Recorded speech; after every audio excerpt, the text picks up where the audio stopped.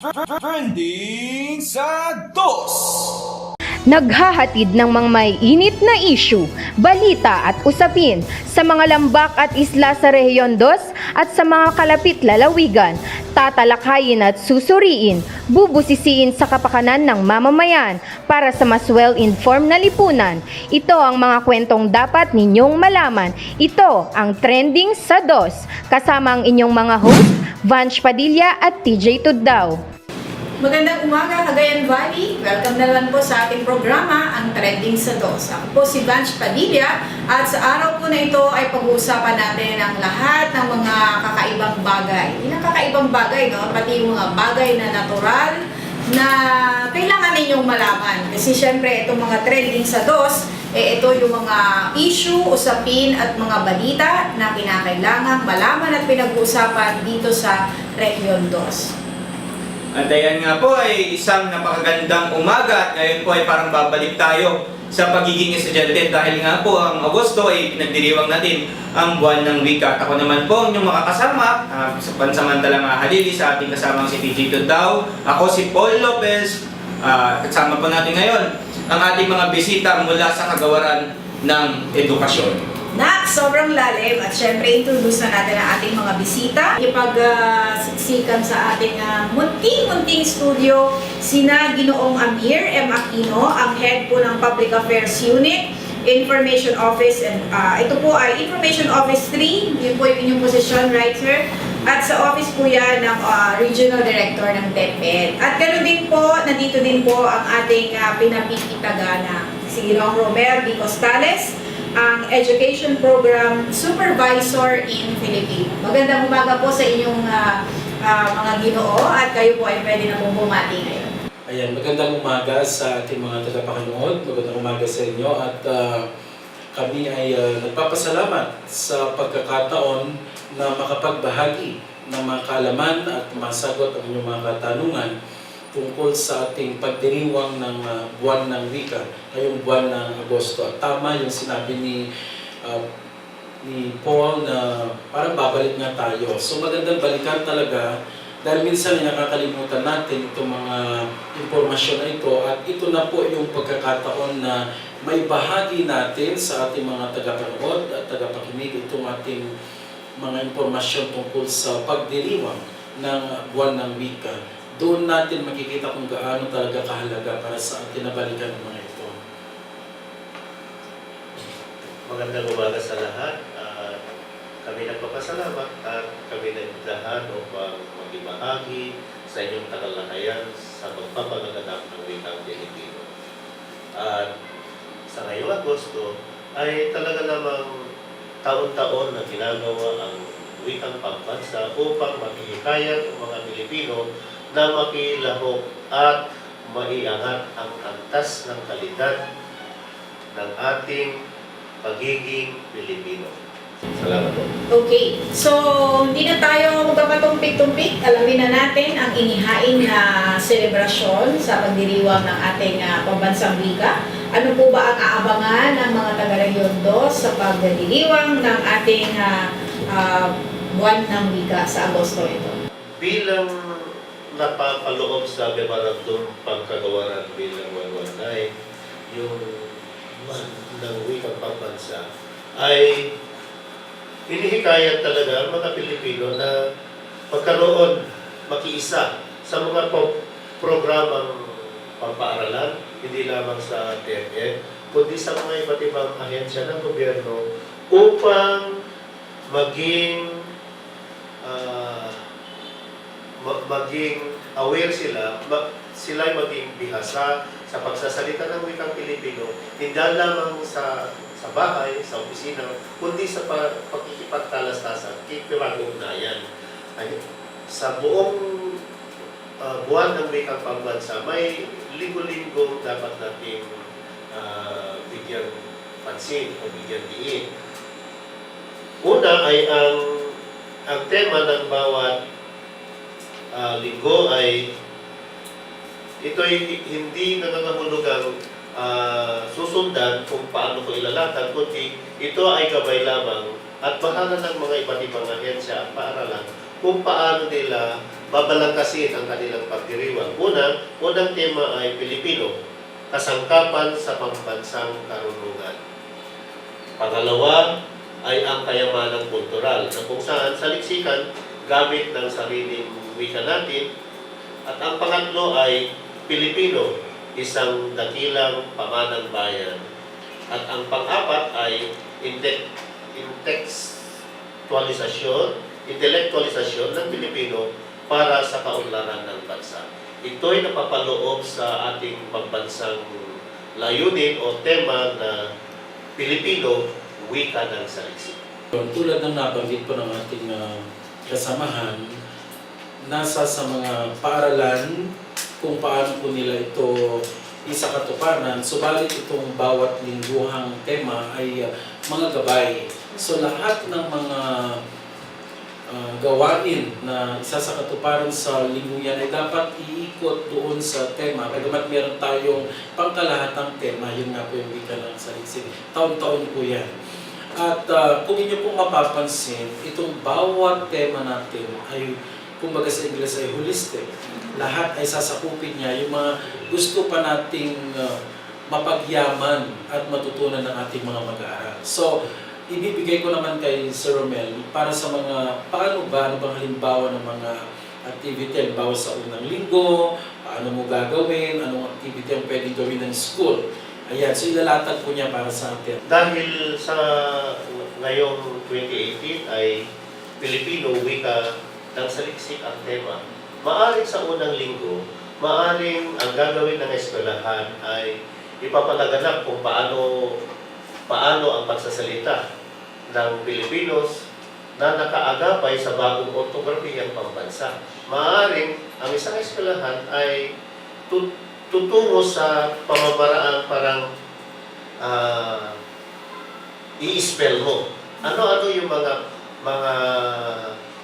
bagay-bagay na pagkakaiba ng Pilipino noon at Pilipino ngayon na umaangkla sa ating ortografiyang pambansa. Kagaya ng nakasanayan natin, ang kwento ay walang U. Sa bagong ortografiyang Pilipino, ang kuwento ay may U. Kuwento. Okay. Yun na po yun. Bakit po dumami?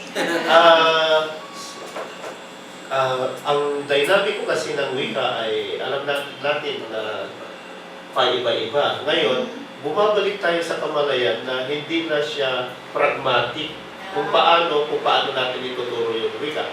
Na kung saan, sabi natin, pagtuturo ng wika, kung ano ang basa, siya ang bigkas. Okay. So, naabutan pa namin po sa elementary years yung kwento na may U. Tapos, sa pag-evolve ng ating wika, naging kwento na KW na lang. So, ngayon bumabalik po siya uli sa pag-spell ng kwento with the U again. Dahil po, sabi ko kanina, dynamic ko ang wika. Nakikita natin yung pag-iiba ng panahon at dapat natin bigyan pansin na marami na kasi ngayon salitang balbal. Na kung saan ay parang ito ang tama dahil ito ang ginagamit. Parang conversational text okay. yun. Sa conversational text kasi kung paano tayo magpagtalas-tasan, okay lang po kung kwento, parang wala. Pero kapag isusulat po natin, iba kasi yung pagpanayam kung sa sulatin, Correct. iba kung binibigkas. Sa salitang binibigkas, okay lang po yun na hindi natin namamalayan na parang contracted yung ano natin. Nababawasan. Ngunit, kung bibigyan natin kung susuriin natin mabuti at titignan natin yung bagong ortografiyang pambansa na sinulat ng KWR, ay marami ng pagbabago sa mga salitang dapat natin isulat. Okay. Pangalawa, pwede naman natin gawin sa pangalawang linggo na ano-ano ang panitikang bayan ng bawat region o bawat lalawigan. Kasi nakikita natin na nawawalan na ang saysay ng ating pagka-Pilipino kasi walang sumusulat ng ating mga salitang bayan. So pwede nating sabihin dahil sa liksik, ano-ano ang kwentong bayan ng Tugigaraw. Kagaya ng sinasabi ko, noong sa kapanahunan natin, ang pagbigkas natin ay ano-ano ang mga. Opo. Ngayon ay ano-ano ang. Ano-ano ang. Ano? Wala na yung mga. Nabawasan. Nasa na Anong po yung mga plural? kwentong bayan? Oo. Kasi kung ano-ano, kasi, kwan na yun. Maramihan na yun. Yung ano-ano. Kung gawin mo, anong mga kwentong bayan? Yun. Okay. Ganun tayo ngayon kung paano natin siya isusulat. Correct. At napapaloob yan, yung mga sinasabi kong pamantayan, ay napapaloob yan ng masinong na pagsulat na binuo ng KWF sa Komisyon ng Wikang Pilipino na siyang nagtataguyod kung paano yan ang antas ng ating wika.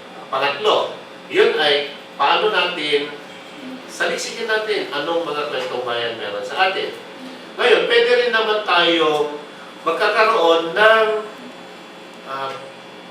paghahasa. Sabihin natin, madulang pagkukwento. So, batay sa mga nasaliksik na kwentong bayan, papabigkasin natin ngayon ang paaralan ng pamamaraang madulang pagkukwento or malikhaing pagsulat. Para magkaroon tayo ng kamalayan na ang Pilipino ay talagang atin.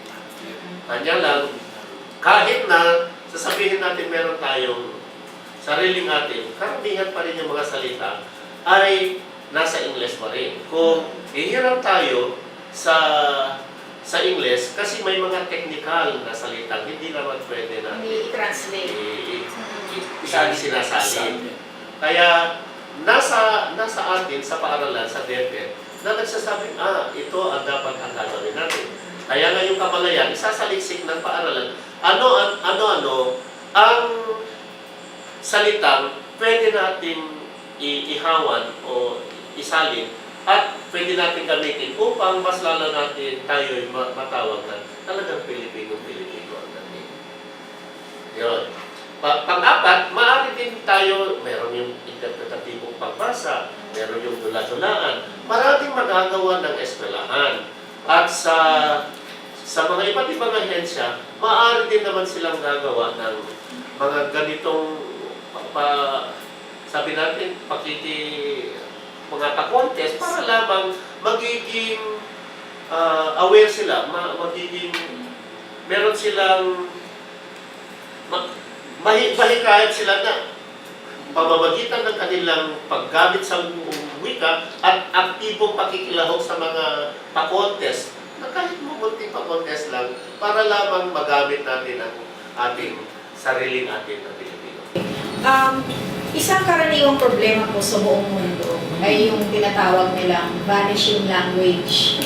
Kasi po marami sa mga tao ang naiimpluwensyahan na ng Western culture at marami na rin yung mga, kahit dito sa ating bansa ay gumagamit ng wikang Ingles bilang nagiging primary mode of language nila. Yun na yung communication na primary. Even sa mga bata pa lang, pag nanonood sila ng pag nakahawak na ng gadget at nanood na ng mga programa sa YouTube, ganyan. So, halos English yon. So, mula dun sa bata hanggang sa trabaho, halos English na rin yung kanilang ginagamit. So, paano po natin ulit ibabalik ng hindi lang every August, na every buwan ng wika lang natin nagugunita na ay dapat pala kailangan i-preserba or i-preserve natin yung ating wikang Pilipino. Tama yan, napakahirap nga naman. Ikaw ay napapaligiran itong mga banyagang wika. Subalit, ito na po nga yung intent ng ating programa. At hindi lamang sa tuwing buwan ng Agosto ito na nagbibigay tayo ng mga gawain. Hindi, ito ay nabibigyang lakas din sa ating pang-araw-araw sa pagtuturo sa iba't ibang sa wikang Pilipino sa mga asignatura na may kinalaman sa Pilipino. Kailangan din kasi natin yung bang balanse doon sa pag-preserve mo ng ating sariling wika at sa kabilang banda ay kailangan mo ding matutunan ang wika ng buong mundo upang ikaw ay maging competitive din sa pagharap. No? At lalo na sabi mo na lahat na halos yata ay nasa wikang Ingles. Pero maraming initiative ang kagawaran ng edukasyon upang mapagtibay pa at mabalikan natin ang pag-aaral sa wikang Pilipino, mapagtibay ang ating kaalaman at kahit pa maraming asignatura na ang gumagamit ng Ingles, ay nandyan pa rin matatag ang ating karunungan, kaalaman sa paggamit ng ating wikang Pilipino. At tungkol naman dito sa mga inisyatibo ng kagawaran ng edukasyon upang mas mapagtibay yon, ayan, ang ating supervisor sa Pilipino magbibigay ng mga programa na ginagawa ng ating kagawaran upang hindi natin tuluyang makalimutan. Ayaw natin na pagising ng isang bata ay hindi na niya alam ang ating sariling wika. Kaya nga, sabi mo kanina, tutuwa tayo na tayo bumabalik. Hindi dahil mali ang ating nakagisnan, kundi dahil gusto natin i-preserba yung original na kahulugan at konteksto, struktura ng ating wikang Pilipino, sapagkat kung hindi natin gawin yon, ay maaring makalimutan talaga ng lahat. Ano ba ang pinagmulan? Ano ang kanyang patutunguhan bilang isang wika? Kung kaya't nararapat na malaman natin itong mga inisyatibo na ginagawa ng kagawaran ng edukasyon. At isa na nga doon, Sir Romel, yung sinasabi natin yung MTV. So si Sir Romel ang makakapagpaliwanag pa tungkol sa mga programang ito ng kagawaran ng edukasyon. Tungkol sa vanishing language. Kaya nga, noong 1997, gumawa ng pampaguluhang proklamasyon bilang 1041 na lahat ng ahensya ng gobyerno ay dapat sa Pilipino. Pagpapatupad ng Pilipino bilang sariling atin. Kagaya nga ng Department of Education noon ay ginawang kagawaran ng edukasyon. Yung kagawaran ng Rentas Internas. Medyo na, kung babalikan natin yung proklamasyon na yon, sa ngayon kasi parang nawawala yung bisa ng proklamasyon na yon.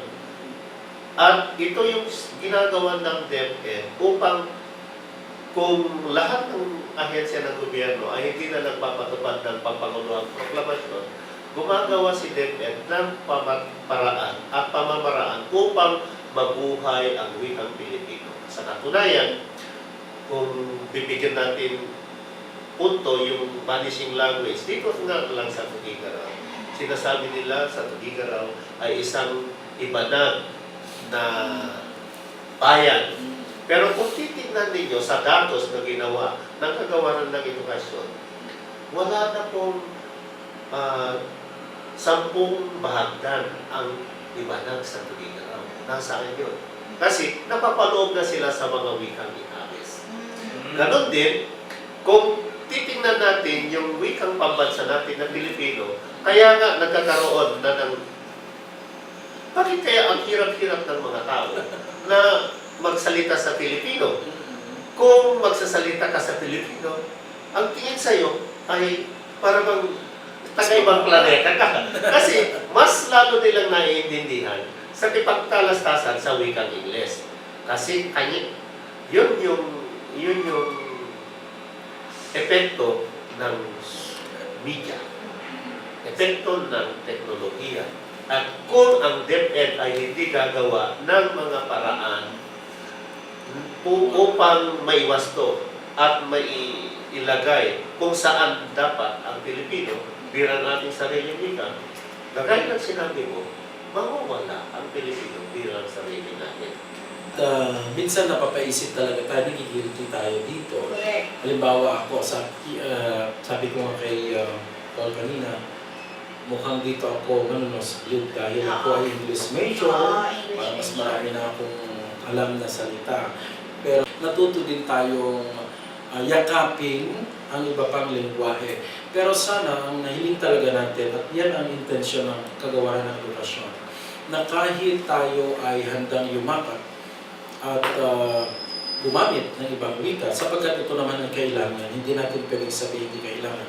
Kasi Sana globalisasyon na eh, diba? globalisasyon Sabi nga nila, at, kailangan natin sumabay. Oo, sumabay sa agos Oo. para tayo din ay tatamasa ng mga kaginhawaan na dulot ng mga iyan. So, pero sabi ko, hindi dapat ito ay pagpipili. Hindi dapat ito pagpipili ng ikaw ba ay gagamit ng wikang banyaga o ng sarili mo? Pwede natin gamitin. At tama, lahat ng inisyatibo ng kagawaran ng edukasyon may sa katuparan. At saan ba yan mas lalong mapapakinabangan kung hindi sa mga paaralan? Kaya yan din ay kaya meron tayong memorandum para ipatupad ng lahat ng paaralan. Hindi lamang tuwing buwan ng Agosto, kundi yan ay mapagtitibay sa pang-araw-araw na pakikipagtalastasan natin sa isa't isa. Ang kagawaran ng edukasyon ay isang ahensya lamang na nagpapalaganap ng wikang pambansa natin. Kung walang tutulong sa amin, sayang yung oportunidad, sayang yung pagod, kung hindi tayo makakuha ng suporta ng mamamayan, sa media, sa gobyerno, sa iba pang ahensya. Kaya nga, ang masasabi ko ay, sana tayo'y hawak kamay. Ito'y hindi para sa atin, kundi para sa bata, para sa bayan.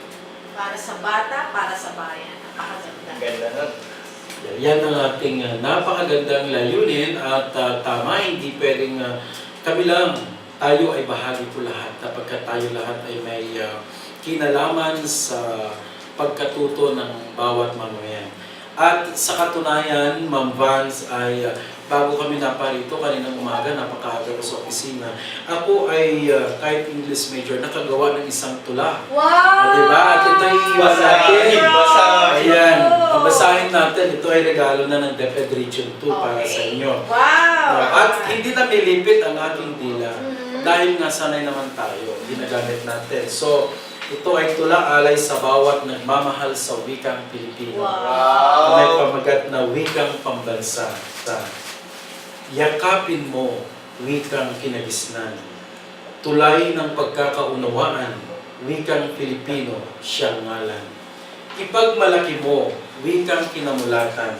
Sandigan ng pagkakaisa, wikang Pilipino, siyang iniingatan. Pagyamanin mo, wikang pagkakakilanlan. Suriin, saliksikin at gamitin sa buong mundo, ibandera natin. Ipamana mo, wikang ipinaglaban ng mga ninuno. Bayay pinagkaisa, taong bayan ay binuklod. Wikang Pilipino, wikang kalugod-lugod. So yan, para sa atin.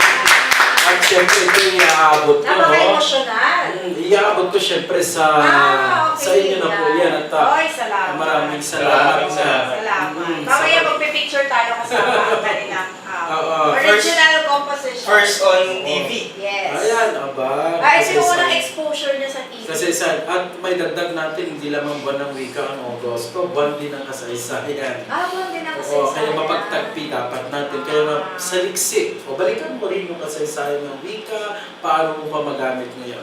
Kaya kami, sa ngalan ng aming mahal na Regional Director, Madam Estela Carino, at ang aming Assistant Regional Director, Sir Nulfo Balane, kami ay nagpapasalamat sa inyong himpilan na kami ay nabigyan ng pagkakataon upang makapagbahagi. At kami ay handa pong makinig kung may mga suggestion kung paano pa natin mapagyaman ang ating wikang Pilipino, kung may mga gawain kayong may bigay sa amin.